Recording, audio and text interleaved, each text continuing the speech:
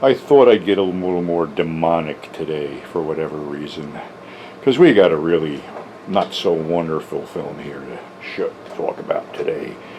42nd Street Pete's Grindhouse Halloween Extravaganza, as you get the full throttle of my wonderful fireplace and my human sacrifice. So we'll go back to 1963, an American International Import, originally called Night of the Eagle, which no one would pay a nickel to see Night of the Eagle, but they might pay to see it as Burn Witch Burn. It's a black and white British import that was actually co-written by Fritz Lieber, I think Charles Beaumont and Richard Matheson, so you'd think it would have to be good on paper, but not really.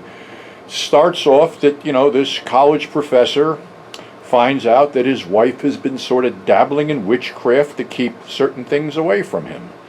So, of course, being that the, educated prick that he is, he just basically goes through the house, and while she's not there, rounds up all her witchy stuff and has it waiting for her, and then Q&A's her, and she says, I'm only doing it for our own protection because there's forces out there you don't realize that are against you, yada, yada, yada. Like a gimpy woman who's connected with the college, it's also a witch. So anyway, once he burns this stuff, shit's going to happen, and it does. One of his students basically accuses him of rape. Her boyfriend shows up with a handgun and threatens him, and there's all kinds of other shit. And then his wife goes into this trance where basically she has to break the curse, and she's going to wander out into the sea at midnight and drown, which she doesn't. But for whatever reason, the other witch makes this stone eagle come to life, and that's why they call it Night of the Eagle, because the latter half of the film is this giant fucking eagle chasing this guy around until that gets straightened out, and then there's a confrontation between him and this gimpy woman, and she basically poo-poos it all off until she walks outside with her husband, and the big stone eagle falls on her, killing it and ending her and whatever.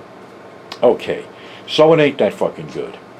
It really isn't. But I got to try to sneak something in here because I've been trying to do something with this film with 3 different SIM cards, and every time I try to upload it, it shits the bed. And this was a sequel to Dracula, done by Columbia Pictures. And of course, when Universal found out about it, they were like, oh no, you're not going to use Dracula. So they couldn't use Dracula's name. So it stars Bela Lugosi, and he's now Armand Tesla. And it starts in 1918 when he has bitten some young child and he's being tracked back to his lair. He also has a werewolf sidekick named Andreas that he's in possession of.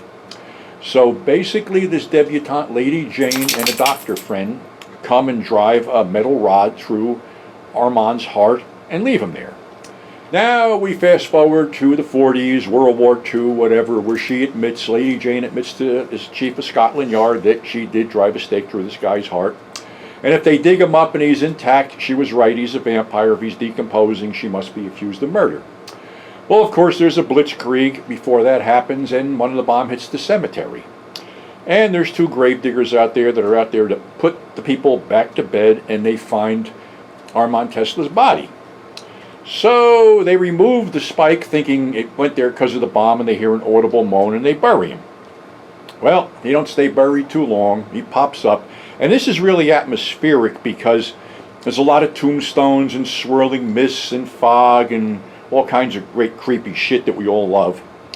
So Andreas is going home because they'd given him a job at the sanitarium, and he is summoned by the vampire and tries to fight it off mentally, but the vampire goes, you are what you are, and I am what I am, and it can never change. That is the way it is. So he turns back into a werewolf, and they actually kill this other scientist named, I think his name was Broder, who was escaping the Nazis by a train.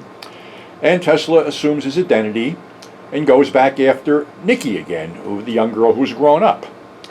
And, they're trying to figure all this stuff out, and they finally figure out that, Broder is none other than Tesla. And he confronts Lady Jane in where she's playing a piano, and they're talking about the evil of this and the evil of that, and she goes, well, evil can be destroyed, and he chuckles, and she pulls back this thing, and the shadow of the cross winds up on him, backing him off, and he bursts into a cloud of mist and disappears. Well, now they figure that he's got Nikki in his whatever that I don't know, crypt or whatever they were doing. And they try to track him down and wind up shooting Andreas and mortally wounding him, and then the bombs drop.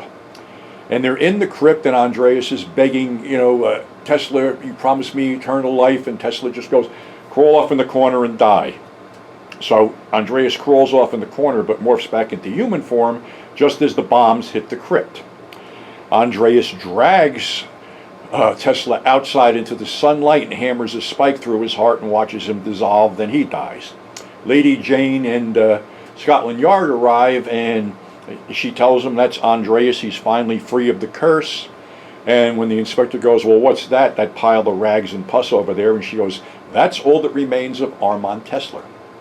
And Lugosi was great in this. I think he actually looked better in this than he looked in the original Dracula. And that's a role he only played on film 3 times. Once in the original Dracula, once in this one, and he returned for Abbott and Costello Meet Frankenstein because the producers of that film say we couldn't bring Dracula back without it being Bela Lugosi. So hopefully this one will upload. So that's our show for today. Thanks for subscribing. Thanks for tuning in. And we will take you back into the flames. Stay safe, and we'll catch you on the flip side.